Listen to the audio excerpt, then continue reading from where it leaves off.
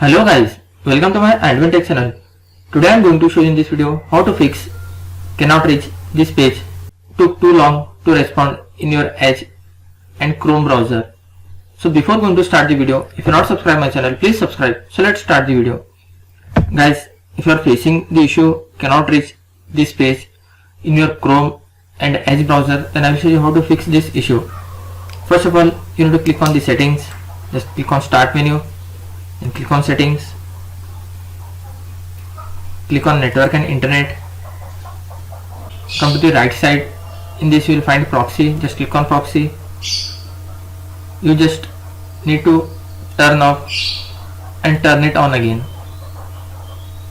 After that, just close this window. Try the second method, just click on start menu, then type here ncpa.cpl.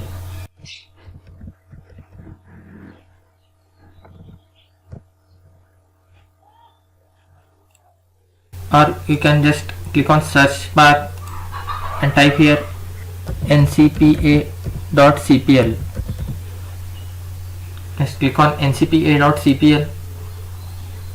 You need to select your internet. If you are connected to the LAN cable, you just need to select on Ethernet, or you are using through Wi-Fi, just select Wi-Fi, right click on that, click on properties. You can see here internet protocol version 4 TCP/IP4, just double click on that and select this option. Use the following DNS server address. Here you just need to type 1.1.1.1. come to the alternate DNS. Here you need to type 1.0.0.1 and click OK and click OK. After doing this, once you need to disable and enable again. After that, just close this window. Then try the third method. Just click on start menu, then type here cmd. Just right click on cmd, click on run as administrator. Here you need to type couple of the command.